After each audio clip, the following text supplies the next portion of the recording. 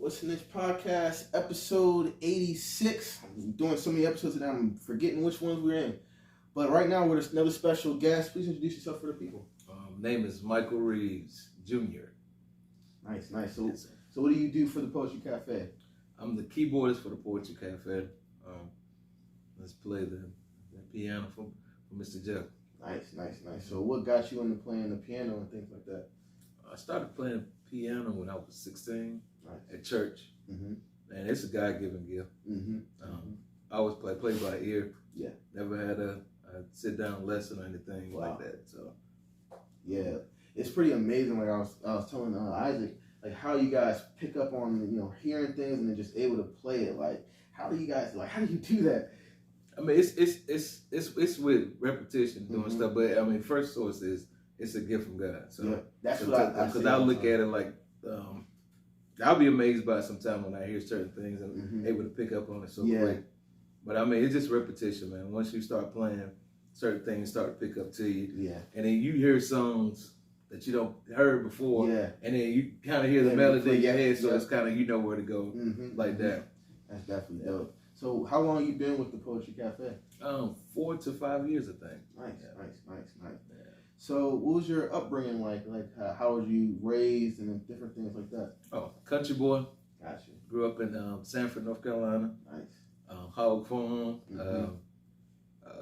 Grew up like field with the corn, with the squash, with the beans, everything like that. So I had a pretty much country boy, man. Yeah. And I went to A&T and wowed out. I had a good time. Yeah. Like a brand new world. Got it. What did you learn from college? Like what's something? I think college helped me with my social aspect because I mean I feel like a lot of times my parents had me sheltered. Gotcha. They really kept away, but I mean I think it's a good thing. Yeah, they didn't let me be exposed to everything. They let me go hang out with different crowds. They said no a lot of times. I heard that a lot of my life. But I mean the college experience helped me out a whole lot. Made me grow up. Made me come to the man I was today. Yep. So would you Aggie Pride, by the way? Oh yeah. So would you take those same practices your parents gave to you to your children? Yeah, I mean not as strict. Gotcha. But I would say them morals and values because I think that anything like respect, morals, always being accountable. Yep. I mean my work ethics, like I've been doing music for I think full time now for like 6-7 years now. Wow. Yeah. So I mean, it's like, but I mean, it's just the work ethic. If you don't go get it, it ain't gonna come to you. That's the same way. If you don't get up for work, you're not gonna get that check. So the same way I got that hustle mentality. So what are some of the jobs you had along the way with trying to do music and working at the same time? Well, when I was in school, A&T, I was still playing at church. So I was going back and forth. So that I think I was getting 150 then. So 150 on campus is like having $500. So then it progressed, and I went into call centers, then I went into community support. But then that really wasn't the thing that I really liked to do. Right. So I wanted to go to put my time in things that I could get 100% of what I do, 100% of what I want my work in. So just trying to make sure that I kept pushing myself. It's a constant grind. For sure. So what keeps you going to get up for the grind? Well, I mean, it was myself. Then when I had my kids is my push. Yeah. My kids is the thing that I want to make sure I lay a foundation for them. Right. Where they see my work ethics, where they have something where they can go back into, be able to work and keep it up just like I'm doing, maintaining and stuff like that. Yeah. So how do you feel your kids like change your life? Oh, they definitely changed everything about me, man. Because it made me slow down, made me be more responsible, more accountable, because they're looking. Yeah. And they're examples of us. Yep. So what I do, and that's the same way I am. I always tell them, like, basically, if you're gonna do something, be accountable for what you're gonna do. Work towards it. Don't try to make excuses for everything. Right. If you're wrong, you're wrong. So we all can be wrong in our lives. But I mean, just try to be an example for them. Yeah. Let's try to be an example for them. Definitely. So, what is some advice you would give to some of the young musicians coming up? Accountability. Your work ethics. stay on your craft. I mean, the way that goes along with work things, stay on your craft. Yeah. Because if you sit on it, it ain't gonna, like the parable in the Bible is the dude that had buried his gift and tried to keep it, he was cursed. Yeah. But the person who went and used their gift and they got blessed with more. Yeah. So the same thing with your gift that you have is like use it. Mm-hmm. Use it. Don't sit there and put it in one place because your gift can be used in a lot of places. Yep. I always use the example with people like you got a point, but you got several points how you can get to that point. Mm-hmm. So it's different ways how you can get to certain situations. That's a fact. That's a fact. It's almost like there's different jobs in music. Like there's not just the rapper or the artist. There's you have media. You can cover rap and things. That's kind of how I got into this. Like I wanted to just be able to talk to people. I'm not the most outgoing person, so I wanted to like change like how I dealt with people, and actually be able to talk to people. And this was the perfect way for it because I love finding out about different people's niches and finding out like how, me, I didn't have my dad in my life. So for me, it's like learning how other men, get through life, you know what I'm saying? Because we all, as black men, we all deal with different problems and traumas and things like that. What would you give, what's some of the advice you would give like a young man like myself coming up? Research what you're trying to do. Yep. And don't listen what other people try to tell you. When they tell you not to do stuff, you have your vision, you have your goals, what you're trying to do. And so reach them. Yeah. And the thing about it is, that's how you speak by your action. Yeah. I'm talking. Yeah. Show by your action because nobody can take you away from something they show that you can put in your face. So, like, that's one thing that my mom and my dad, they always told me. Like, that, I mean, even with them investing in me, they told me also that, music ain't gonna be nothing. Right. They want to be working factory jobs and stuff like that. But I was like, I don't want to do that. I want to live my own life and then live your life because you can only be who you're made to be. Right. Exactly. Like, I mean, there's only one you. Yep. So you gotta live your life the best way that you can live. Yep. You come in it by yourself, you're gonna leave it by yourself. So. And follow your gut about situations too. You know what I'm saying? If you know that your gut is telling you something, listen to it. Listen to it. Because most time you have to go back and repeat that same lesson all over if you don't listen to your gut. Yep, that's a fact. That's a fact. So just oh, I got you. Yep. All right. What was my last question? I can't remember what I was talking about before. You got any questions, Mom? No. I lost my train of thought now. Yeah, I gotta get my thoughts back. Financing. So, what are some of the things you learned with money and dealing in the business? Money can turn very sour real quick. Yeah. So the money aspect has to be on point. Like I have a band called Soldier. I've been, me and my partner Steve had it for 10 years. And recently we just got another band. It's the same band, but we just added 2 girls to the group called Rendezvous. Okay.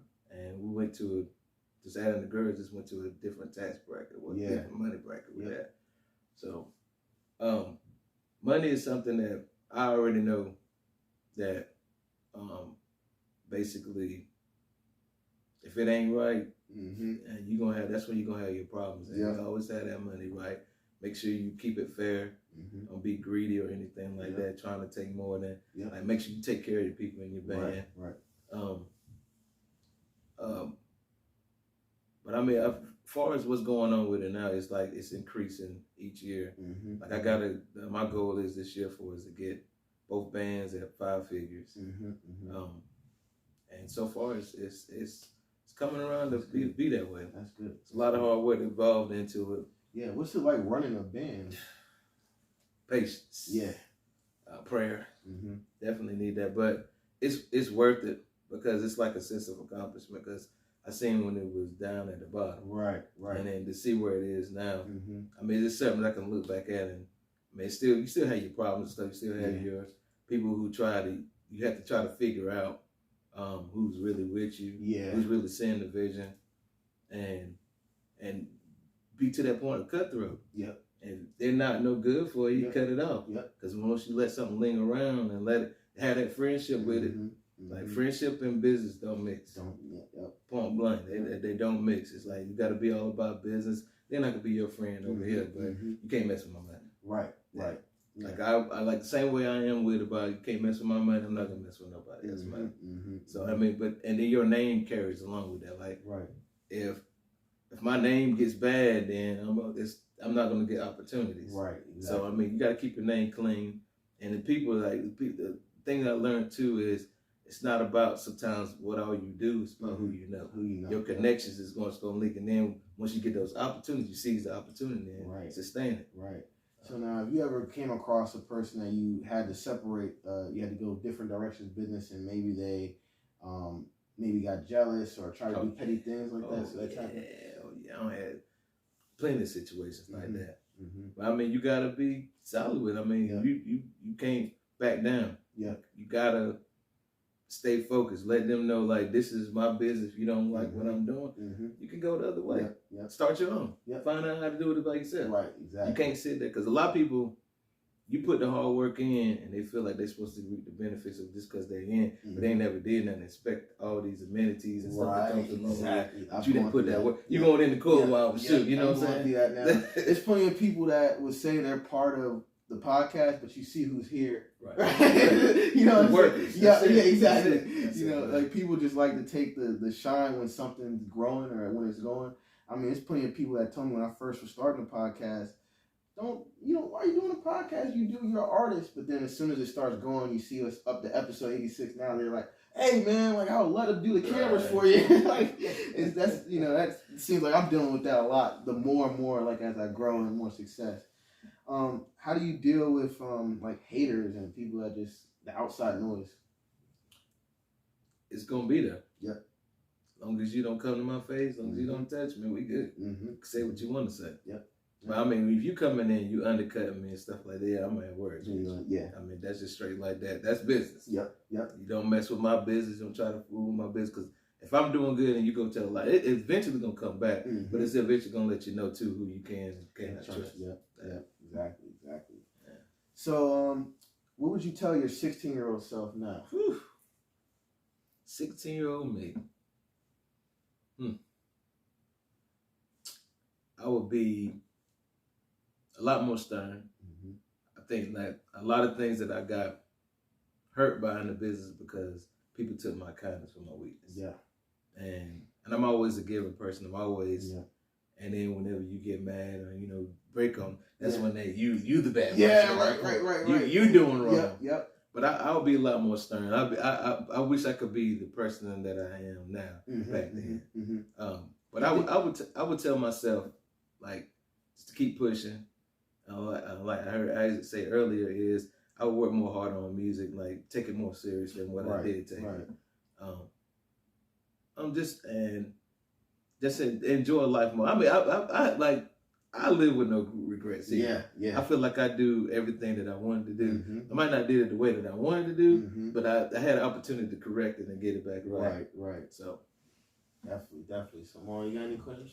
Yeah, you said that you are full-time musician. So how did you get to the point where you were able to actually go full-time? Because a lot of people can't. Yeah, it's a grind to it.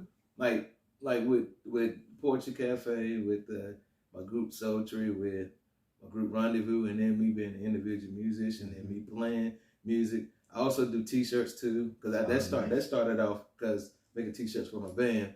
So it's evolving yourself. You don't take no opportunity. Like if you see something that you enjoy, see this opportunity to make money, do it. Yep. Because you never know where to land at. Yep. Because the only thing is something is either gonna fail, and you're gonna find a better way of doing it. Yep. And your failure, you always gonna find a better way. You're gonna learn. Yep. And then I mean, it's my whole thing is like your passion.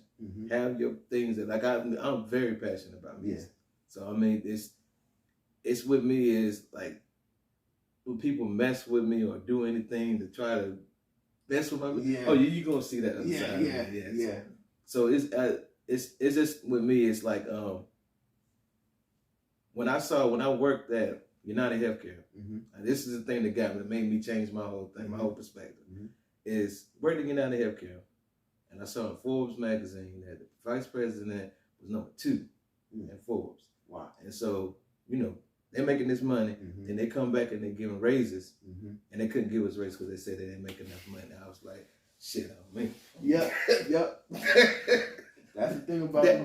Just made me change because we ain't even getting, when you're working at these companies, you ain't even getting 1% of what they making, of what they totally making. So, but then I could have an opportunity to make 100% of what I'm doing. So I like my odds. I bet on me anyway. Yep. Because that's the only thing that I can control is me.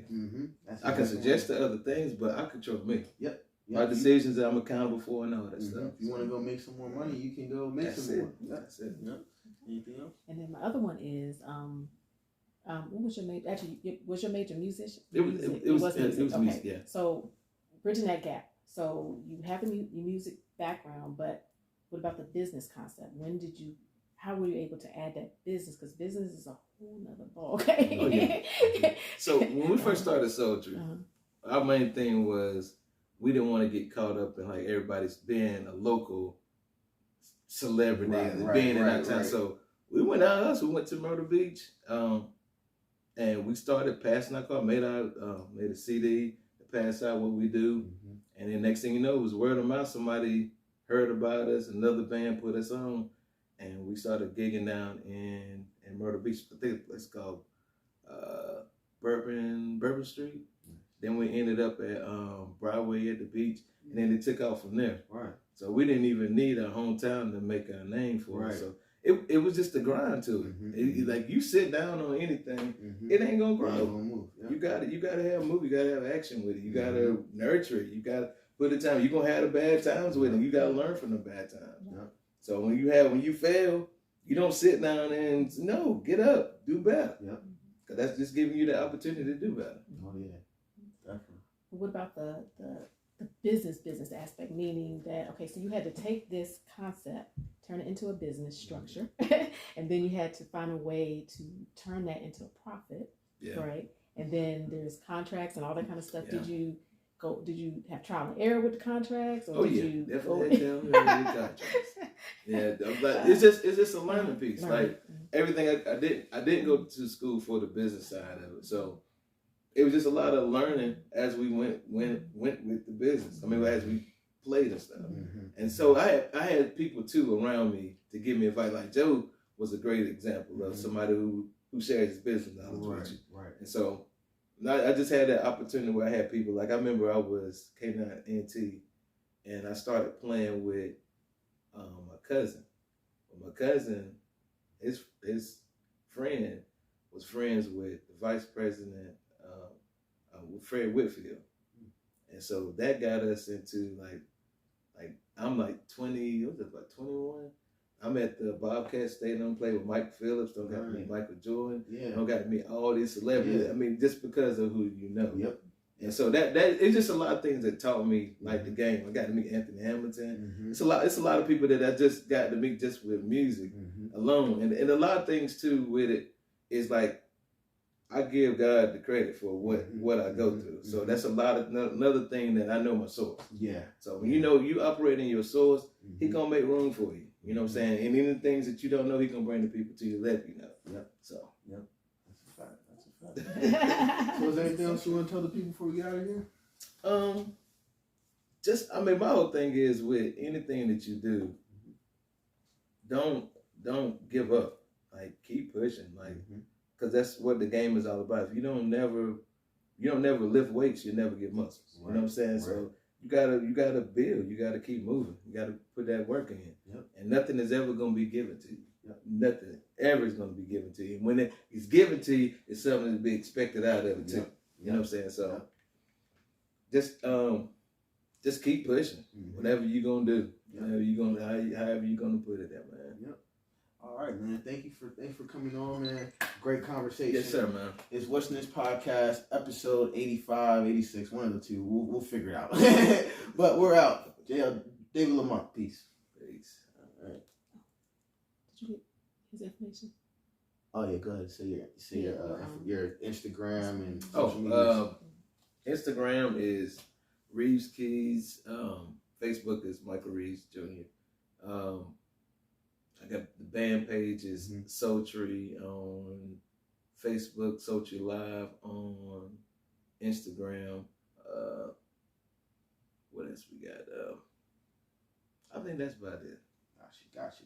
All right, man. Thanks for coming on. I apologize for my itis hitting. Oh no, you're fine. You're fine. We got some great information, man. You got some great information.